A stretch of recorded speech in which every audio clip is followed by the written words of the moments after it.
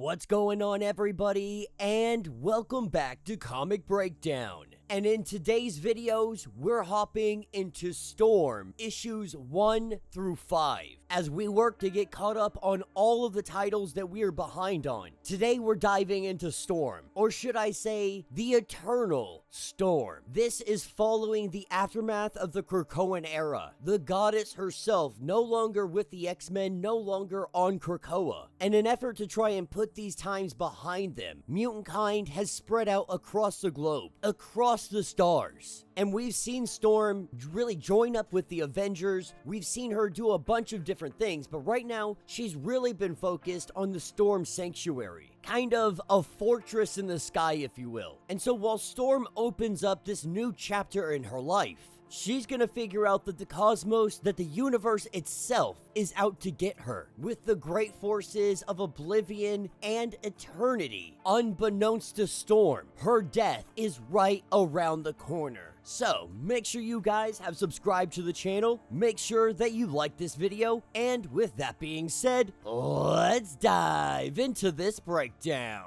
Alright gang, so as we pick up with Storm, we pick up in her sanctuary. Right now, the news is reporting on Storm. They talk about her Storm Sanctuary, about the fall of Krakoa. It appears that mutant sentiment, mutant acceptance, has never been higher because people have empathy and they have sympathy because of the fall of Krakoa. Capitalizing on this opportunity, they're wondering if she is going to announce her much rumored interest in running for Congress. And this is all because of what she had done in Oklahoma City. This is what takes us to Oklahoma City 7 days ago. We have Storm and Frenzy, the two of them coming here trying to figure out what the hell is going on. Now, as they look around, this almost looks like it's a natural disaster. But in a matter of moments, a giant shockwave comes in. This shockwave comes in and it appears that it's going to be devastating. But Storm is able to wrangle it. She's able to control it, while the two of them work to rescue as many civilians as they can. Frenzy even lifting some stuff up and finding Orcus sympathizers underneath. But Storm tells her, like, don't even focus on that, snap out of it, focus on what we need to do. Today we are saving everyone. As they work to save everybody, another shockwave comes in. For every approaching shockwave, Storm shudders the air molecules around her with such precision that the advancing threat is nullified. But this time was different. This time, concealed within the shockwave was a piece of branch. With the momentum of this shockwave,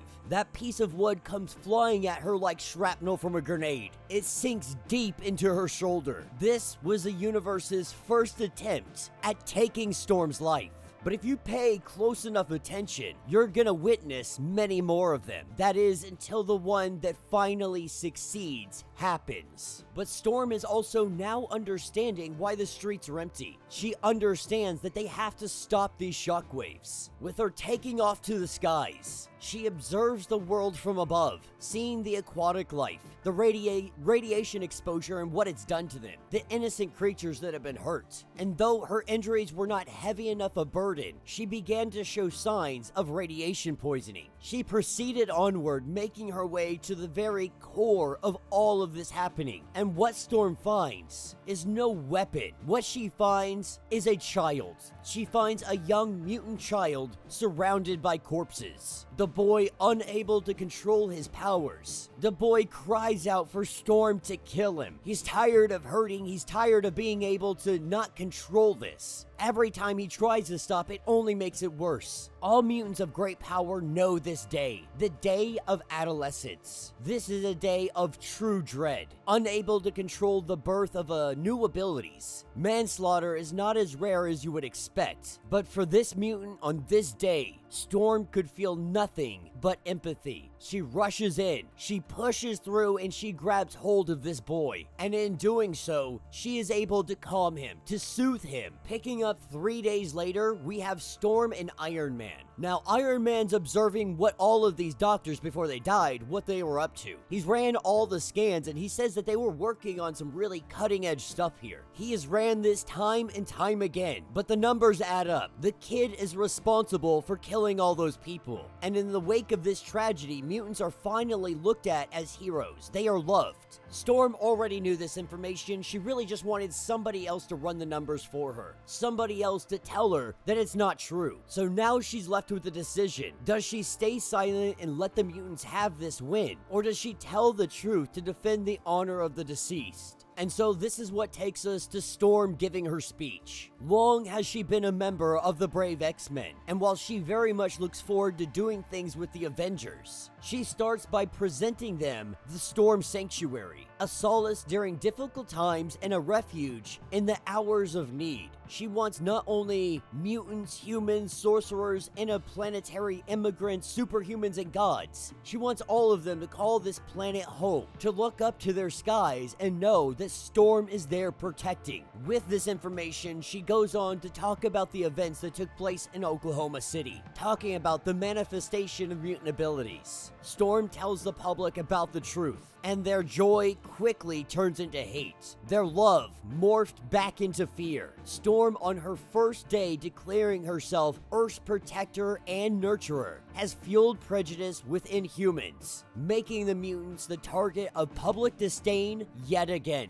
But beyond our planet, beyond our solar system, even beyond our universe, there is one that sits idly by and watches. The one known as Eternity, the beginning with no end. Eternity has found Storm worthy, and so he's gonna take her into her next level, which is the Eternal Storm. This is what takes us into issue number 2. This issue is picking us up in the skies. The skies is the real home of Storm, but Storm is struggling right now because Storm is dying. Even with her on the verge of death, fighting it off, she's still out here saving lives. She punishes the cruel. And even after she saves everybody on the ship, the captain comes over to her. He says that I know we should be showing gratitude, but I would like you to kindly vacate this vessel because they don't want another accident igniting with a mutant's abilities like they saw on the news in Oklahoma. After surviving this terrible ordeal, the last thing they want to do is die at the hands of a mutant. Mind you, Storm is literally sitting here coughing up blood, and this guy's just being a straight prick.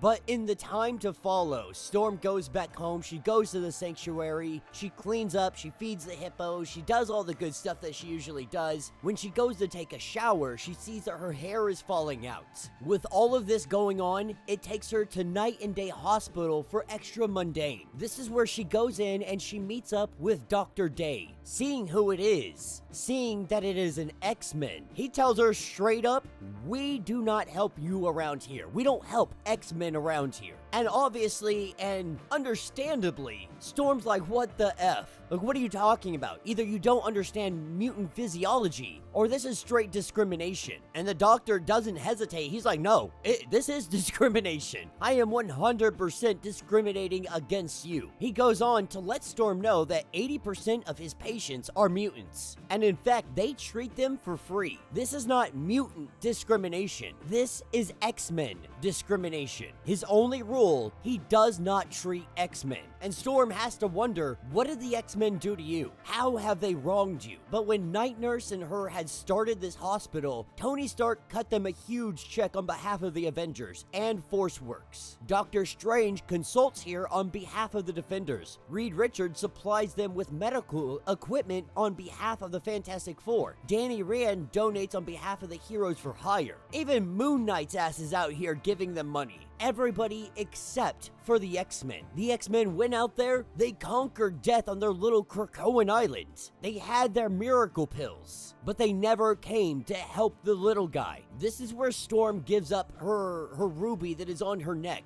A gift on behalf of the X-Men, a ruby belonging to her mother. She wants to give this up if it means more mutants can continue to benefit from these services. The Doctor, reluctant, says that he never thought this day would come, but the X-Men are now welcome here. And the Doctor begins to write, and Storm's trying to figure out, what the hell are you writing? Like, I haven't even told you any of my symptoms. Doctor immediately lets her know that you're suffering from a form of radiation syndrome. Funny to learn, the Doctor is a mutant. His mutant ability is medical diagnosis. Obviously, he didn't stay long on Krakoa, a place that literally did not need a doctor. But he goes on to tell her that there is no medical cure for the variation of radiation syndrome she has. So he is sending a referral letter ahead to a doctor that may be able to help her out. One that was once a sorcerer supreme specializing in dark magic. And this is rather pertinent, because as it stands, you have 6 hours to live. The universe is strange and filled with even stranger coincidences, especially when it's desperately trying to kill you. Hours ago, Storm soared above Nigeria, the very nation known at the heart of dark magic, the powerful yet sinister form of magic that Storm needs to save her life. This is where we see Storm knocked out of the sky. As she flies from an unknown location in Haiti, a voice comes to her, one that says she seeks assistance of a sorcerer, that she has come seeking assistance, the descendant of Ashaki, sharing blood with Agamotto, the first sorcerer supreme, yet human illness dominates her, asking what would you do if your mutant abilities were taken from you, that the goddess must prepare herself. The operation is about to begin at the hands of Dr. Voodoo. And as we pick up with the two of them having a conversation, Dr. Voodoo tells her, like, you're dying and I can't stop it, there's nothing I can do. As a necromancer, I not only see the dead, but he also sees death spirits surrounding somebody, creatures that sense a life is close to its end, and so they kind of swarm around it. Now, with Storm, he made a bargain with an ancient spirit to not only remove all the radiation poisoning in her cells, but remove all illnesses from her body. In this moment, Storm is the healthiest being in the universe. Yet for some reason he can't understand. These death spirits, they flock to Storm. They surround her. They engulf her. So he's trying to figure out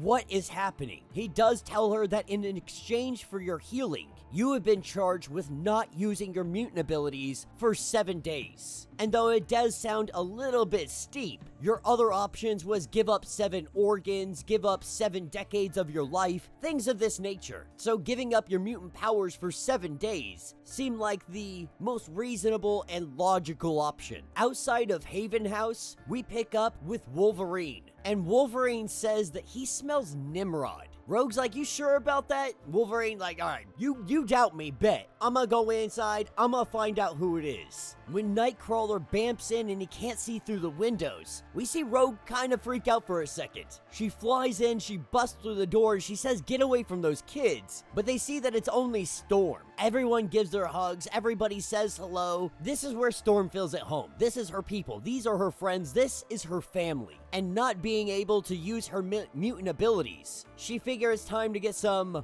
one-on-one fighting done. Her and Wolverine, they go toe-to-toe. They box it up. And by the time they get to day 5, these two are really going all out. And he tells her when he knocks her down not to get up, that we're not trading anymore, this is now a beatdown and it's how it's gonna be from now on. You know the line. As they duke it up, we see the two of them end up on top of each other, and in a moment they pause, and we see Wolverine and Storm kiss. And then things get real hot and heavy real quick. The two of them making their way back inside for the evening. Later that evening, we have a visitor to Storm, coming here on behalf of the ruler of Latveria, the Sorcerer Supreme, and soon, Conqueror of Earth. He is wishing to have Storm come up so that they can have a parlay and talk about mutant matters. So as Storm prepares to head out and do all of this, she first goes and meets up with Rogue, telling Rogue that her and Wolverine had knocked boots. Says she's not really proud of her actions, that it was a spur-of-the-moment decision, but what she needs from Rogue is a dress. When it comes to Logan, she doesn't really know what to think about it right now. Right now, she's set on a path. One that she wants to see through. That means that she can't stay here with Logan, can't stay here with Rogue, but discussing what might happen with Doom. If he is in fact aiming to conquer the world, it might do him so good to at least hear out what he's gonna have to say so they can hear the plan. And so she heads out. Wolverine waking up that morning, seeing that Storm is gone, but not expecting anything more or less from it. The death spirits surround her yet again, signifying that dangerous events are coming up ahead. So one can only wonder what fate awaits ahead for Storm in the den of the terrifying God Emperor Doom. This is what takes us over to issue number 4. Now, Storm has arrived in Latveria. Upon arriving, we see her get dressed. She hides her knives because she's unable to use her mutant abilities, so she wants some kind of weapon on her. And when she comes down, she is wearing the most beautiful green dress, accenting the jewels, her skin, her hair in just the most perfect and fabulous ways. As she sits down with Doom, the two of them begin to have a conversation, the chef bringing food that is made exactly as her father would have prepared it. Doom really just trying to flex his knowledge, trying to flex that Doom knows all things. But Doom goes on to talk about the rise and fall of mutant kind. But even with their fall, they reach beyond the stars, always ignoring how often they come crashing down. Strength renewed every single time. But now that he is Sorcerer Supreme, the world has become his plaything. He declares that harming the mutant race, he is declaring that any attack on the mutant race is an attack and war against Doom himself. As we see a man brought into the room, and it appears that Doom is going to try to kill this man, ordering his men to behead him. Storm prevents this from happening. She throws her knives, staying the hand of the man that was going to swing his sword, and the other attacking Doom. Doom asking that your winds could easily strike down my men, but instead you're using knives. Rebuttaling this with, you choose to make mutants Doom's people at a time when powerful governments have been trying to stockpile Omega level mutants like their nuclear warheads. Where was your virtue? Where was your solidarity when Orcus was murdering their people? Though I will note that Doom helped only when the war was well into the beginning of it. Like well into the war did Doom actually come in and play a part.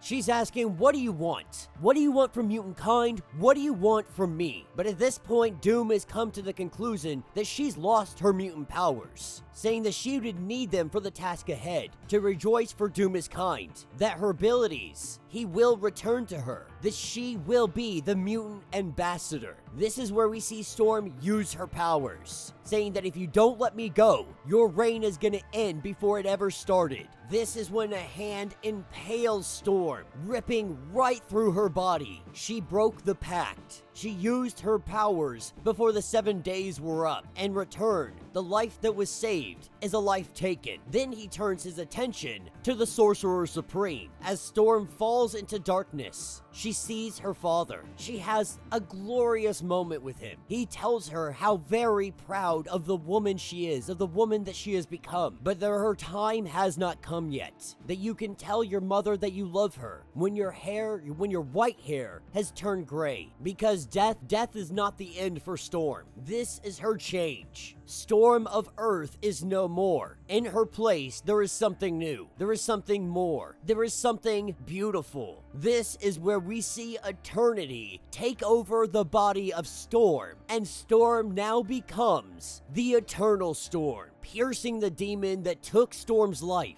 This takes us into issue number 5.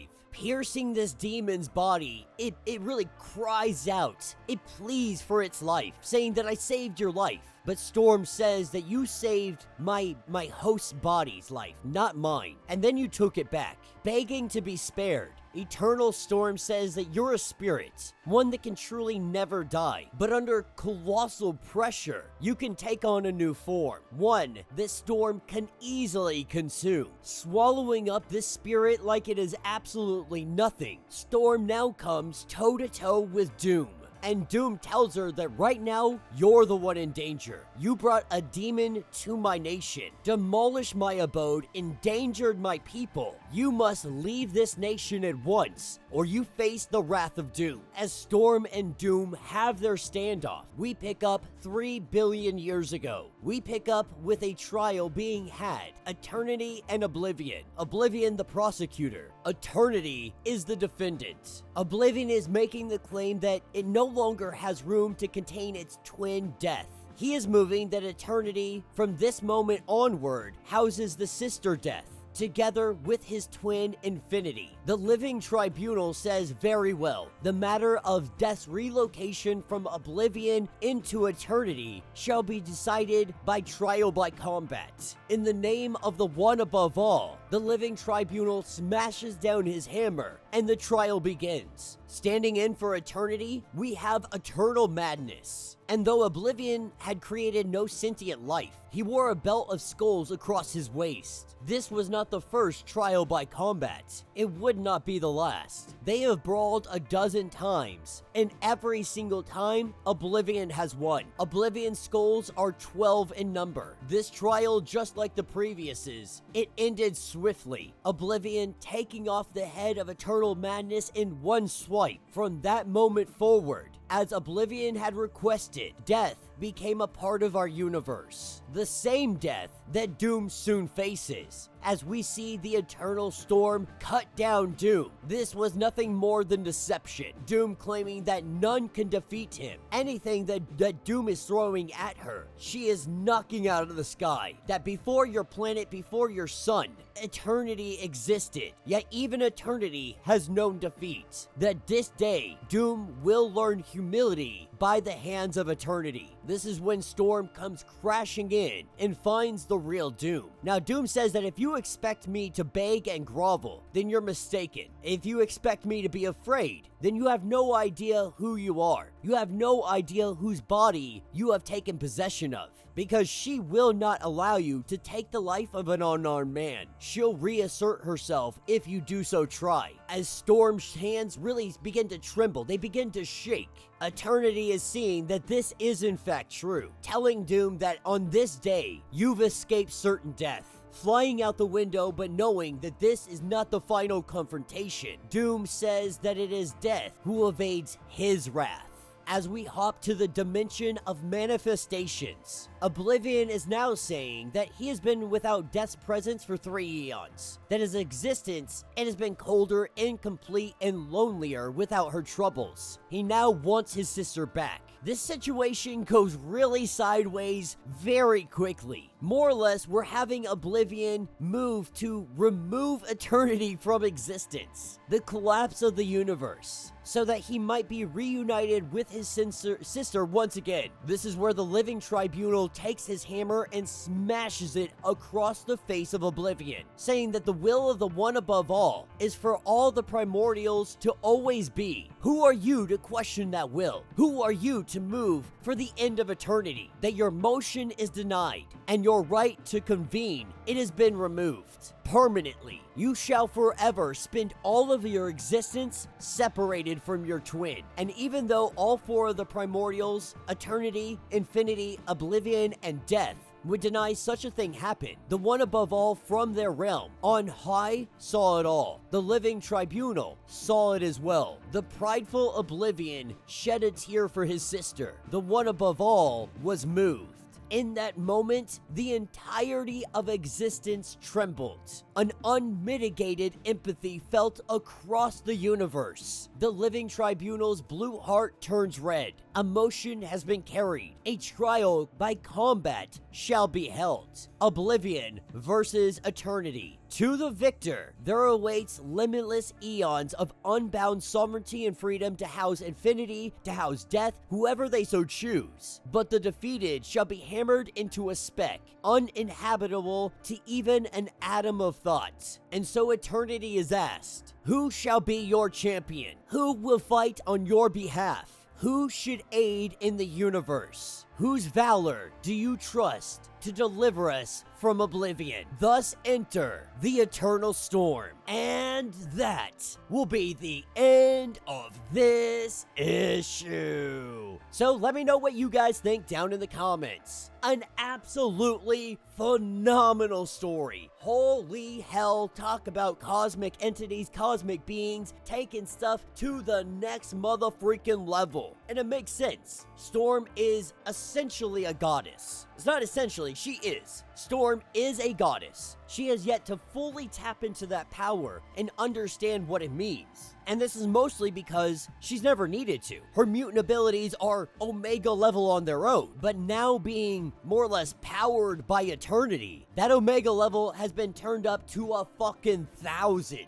She is on a whole other level, and she's gonna need to be. She is the champion chosen to save the entire universe from oblivion. If she fails, the universe dies. So So let me know what you guys think. Let me know your thoughts, let me know your theories. If you want to get caught up on everything that is going on in this series, be sure to check out the link in my description as well as the top of this video. It's going to get you caught up on everything that has happened since the fall of Krakoa. If you would like to support the channel, you can always do so by joining the channel membership. Much like Patreon, having multiple different tiers, from $1 to $50 from loyalty badges to comics every single month. Not only are you helping out the channel tremendously, you are getting tons of perks in the process. Now, if you're unable to do this, do me a favor, subscribe to the channel, like this video, hit that notification bell, and with that being said, until the next breakdown.